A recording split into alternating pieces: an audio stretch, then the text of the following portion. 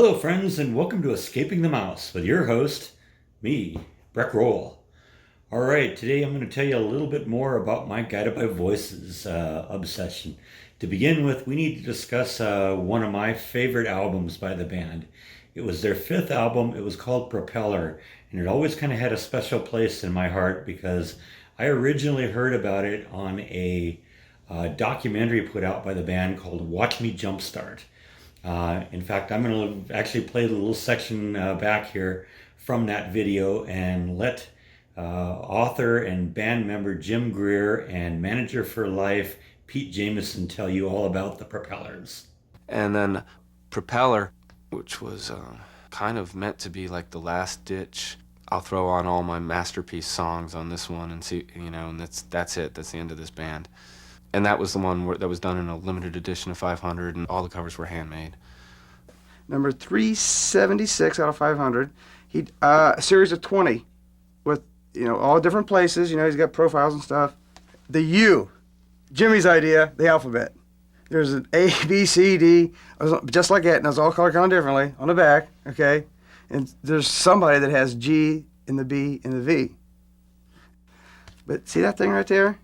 That's what we were drinking that night, and that one was right in between my feet. And we were looking for something for the album cover. Bob saw it and had to paste it on there.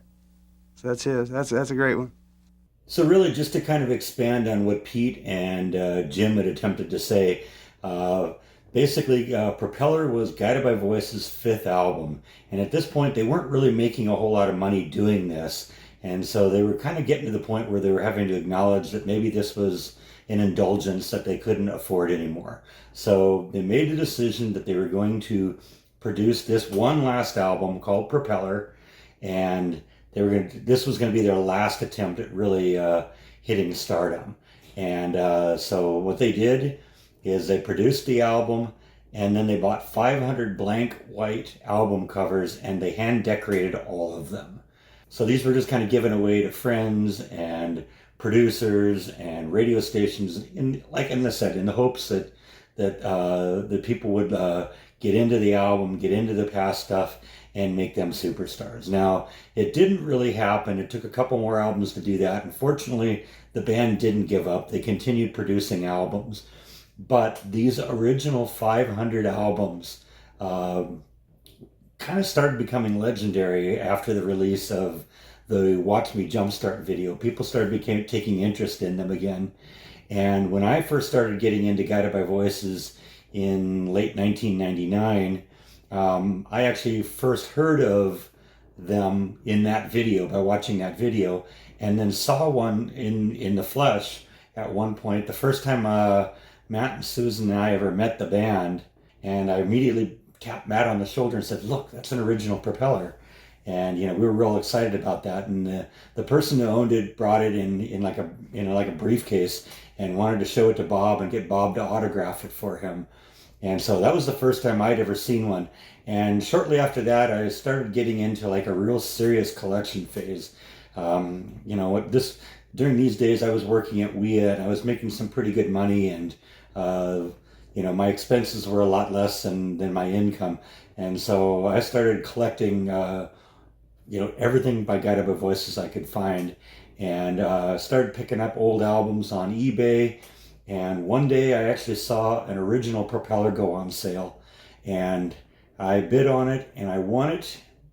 And at this point I got it for about $150, which is actually very, very cheap today. And it just went there, it just snowballed from there. Shortly after that, another one went online. I got that one, and then another, and then another, and then another. And within about 3 years, I had collected 10 of these things.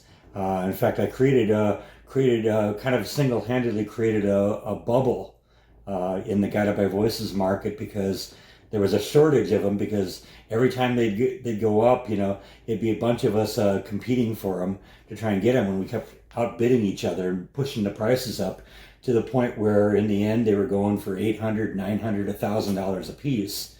About that time, actually, the singer Bob here, who had a few of these things lying around, was starting to think about getting married. and he started selling off some of his memorabilia. And one of the things he sold was an original propeller. And to date, that one still holds the record for going for the most amount of money any Guided by Voices propeller has ever sold for. It went for a little south of $8,000. So, and that was really cool. And it turns out it was me and one of my friends that were the people that were bidding at the end and kept pushing it up. And unfortunately, I didn't get it. I ran out of money before I could get it, and he had deeper pockets than I did. So, you know, that was how that one ended. So that was kind of where the boom kind of ended, because at that point, you know, we were getting into 2004, 2005 when I lost my job at WIA and then was working at a little mastering house and not making as much money. So I couldn't really afford to splurge the way I had in the past. And then the bubble collapsed and the prices became a little bit more reasonable again. Now, in recent years, the prices have been going back up again. And in fact, like I said earlier, at the peak, I had 10 of these things. And when I was getting ready to move about a year ago, you know, starting to talk about that and think about that, I needed some money to, you know, get ready for the move, to pay for some of the things I had to do to get the house ready to sell and all that stuff. I actually ended up selling a couple of them and made some pretty good money. I made, I think, $1,600 on one and like $1,800 on another. So they were both very good investments. But I still have 8 of these things, and that's sort of what I want to talk about today. I actually want to show you these and tell you some of the stories about them, because I think they're really interesting. So let's get going on that. So this is one of the ones I have right here. This is actually one I was considering selling a year ago, but you know, because it was kind of a plain back cover. Now, a lot of people don't know this. This is actually the back cover. All of them kind of are decorated with this image, but you know, they're all kind of colored in differently. And this is actually technically considered the front cover of it, because it actually has the name of the band and the name of the album and all the listing of the songs and all the credits and stuff like that. But you know, a lot of people assume that this is the front, when in reality this is the back. And actually the thing that kind of made me decide not to sell this one was that a lot of them are numbered, and this one was an actual really early one. This is the earliest one that I have. This is number 7 of 500. Now, recently, in the last few years, there's a website called the Guided by Voices database that has a listing of all of the original propellers that have been discovered. And like I said, there's 500, and I think I was just looking today, and they say 32% of them have been found. But the person who's running that website has been talking to the singer and to the band and trying to figure out who it was that did some of these original covers. And this one, you know, apparently the word on the street is this one was actually done by the singer himself, which doesn't surprise me. He's really into like doing collages and things like this. And so this is really just a very simple example of his work. You know, it's just an orange sheet of paper and then probably something he cut out of a book or a magazine or something and then glued onto the surface. So this one's a pretty cool one. So for each of these from now on, I'm actually going to start with the front cover. You may remember in the little clip I played you from Watch Me Jumpstart, Pete Jameson was talking about how Bob's brother Jimmy had come up with the alphabet series and he'd shown the letter U. Well, I actually have the letter Y, and that was kind of cool too, because you know, you can't spell Guided by Voices without a Y. So this is the only one I have of the alphabet series, and this was number 324 of 500. And then the front cover was kind of cool too. One of the members of the band is a guy named Tobin Sprout, and Tobin Sprout is a graphic artist, and so he does a lot of like screen prints. And so there were a lot of these that had this image screen printed onto the cover, and it was in different colors. It would be blue, it'd be in green, it'd be yellows, and this one was kind of a peach color. So I really like this one. The front cover was by Tobin Sprout, and then the back was at least inspired by Bob Pollard's brother Jimmy Pollard. Now, I actually had a couple of propellers that had this image on the back. I had a blue one, and that was actually one of the ones I sold a year ago in preparation for the house. I figured, the front cover was relatively unremarkable, and the image, I already had the screen printed Toby image on that, so I sold that one. There was also another one that I had, and there was a funny story about that, and that involves the next one that I'm going to show you. So let's wait, and I'll get into that one next time. So this one here is actually one of my favorites, just because there's such a kind of a cool story about it. Like I said, I had a couple of the ones with that screen printed airplane image from Toby on it, and one day I had been bidding on this one but lost. Well, the person who won it knew who I was and contacted me after the auction and said that he really wanted to have one of the Tobin Sprout propellers that I had, and he had like three of them that he was willing. He wanted one of them. Like I said, I had three of them with the propeller, and so he wanted a specific one, and he had three of his own propellers, and he basically sent me images of them, and said that if I would trade him one of the original propellers that I had with the Tobin Sprout screen print on it, he would let me pick any one of these three that I could choose. Well, the one I chose was this image here, just because this was such a unique image. It was another one of Bob's collages, because that's something he obviously got out of a magazine. And there was a funny story about that, because about 6 months afterwards, the record label who originally released the original propellers decided that they were going to re-release the album on vinyl for the first time since it had originally been released. And in celebration of the original propeller covers, it was put up to the fans to select which of the original 500 covers of about 25% of them had been discovered at that point was going to be reused, or was going to be used for the repressing of it. And by a 5-to-1 margin, this one won.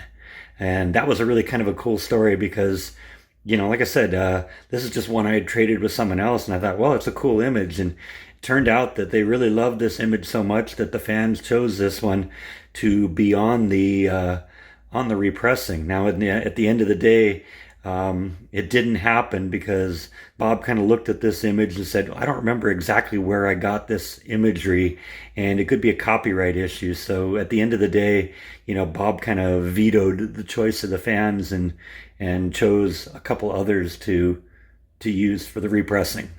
And as I said, some of these are numbered and some of them aren't. This is actually one of the ones that isn't numbered, and that isn't uncommon. A significant number of the ones that have been discovered weren't numbered. You got to remember, these guys were drinking cases of beer when they were making these things, so it isn't unusual that they might forget to number one of them. But it is another kind of terrific one of Bob's collages. Now, this is another one of my favorites, just because the front cover is so elaborately decorated. They clearly spent some time on that one.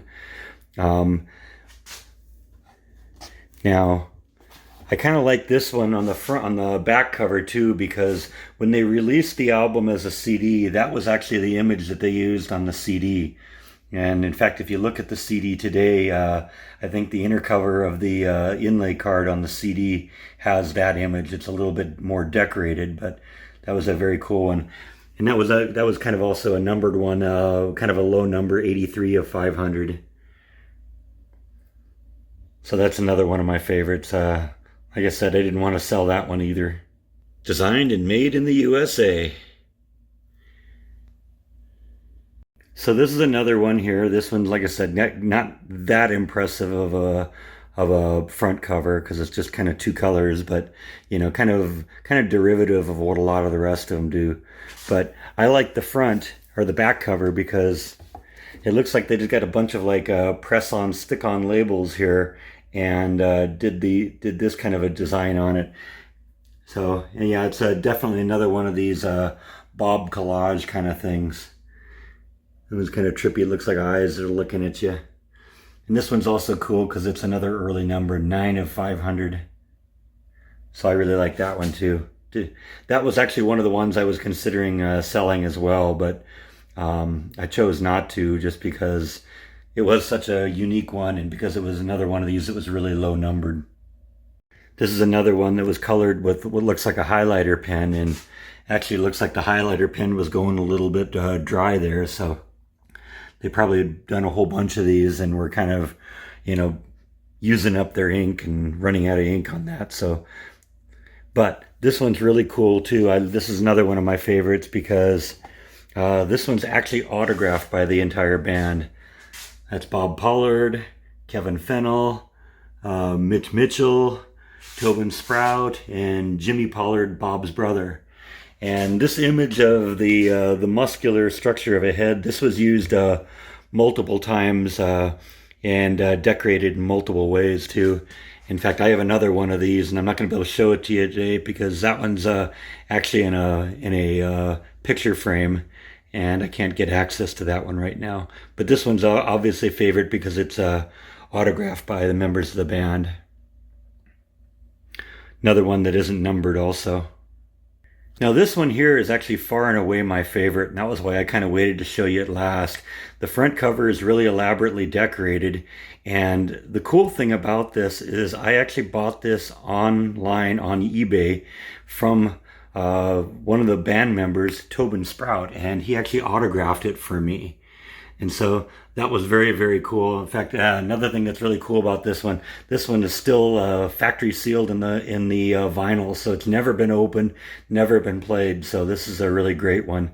In fact, when I bought the thing, Toby asked me. He said, "Hey, this thing is still factory sealed. Would you like me to crack it open and sign it for you?" And I said, or just sign it right on the plastic cover. And I said, yeah, let's just keep it sealed. And he did that. But I especially like the front of this one because this one is very, very cool because that's an actual cigarette that they attached. And as you remember, there was another one they talked about in the video I showed you a little bit earlier where they had a beer six-pack holder that they attached to one of the propellers, and that became one of the ones. Well, there are only 2 of them in the world so far known that have a physical object attached to them that isn't just like a sheet of paper or something. There's that one with a 6-pack holder, and this one, a cigarette, which is, and they pointed out when I bought it, it's a Merit brand cigarette, which is what Pete Jameson was smoking at the time. And of course, this one's numbered number 241 of 500. So that also makes it cool. So, like I said, I got it from Tobin Sprout. It has one of Pete's cigarettes on it. It's one of 2 that has a physical object attached to it. And it's still factory sealed. And it has such beautiful decorations, including an autograph from Tobin Sprout on the back. So that is definitely one of my favorites. Now this is the 8th one I own here, and this one's also a favorite for one reason. The front cover is a little bit plain, but the back cover, remember I told you there were a number of these that had this kind of muscular anatomical image of a human head. This one was very elaborately decorated, and one of the very cool things about this is I told you recently that they had re-released the album Propeller. And when they released the CD version of the Propeller, they set up 8 of the original covers that you could just fold the card in the front of the CD, so you could pick any one of the 8 that you wanted to use. And this is actually the one that one of the 8 that you could choose. So if you get the repressing of the CD of Propeller from 2005, 2006, whenever it was they did that, you could rearrange the booklet in the front of the CD and have that be one of the covers. So I was actually very proud of that. So needless to say, that was why I chose to have that one framed so I could hang it on the wall and display that, because that is pretty cool that they used one of the covers that I own for the repressing of the CDs. That was a lot of fun. So I really hope you enjoyed that. Like I said, just touching into a little bit of my obsession with this band. We've only really just scratched the surface. Like I said, most of the collection I have is still in the storage locker. So we'll hit that in future episodes. But like I said, I wanted to do that one today and kind of touch on the propellers and tell you the story on those, because those are really fascinating to me. And like I said, it's my favorite Guided by Voices album, kind of far and away. So I wanted to share that with you. So anyway, that's, I think, all that I have to talk about today. Thank you as always for watching, and I will see you next time on Escaping the Mouse. And long live Rockathon. Good night.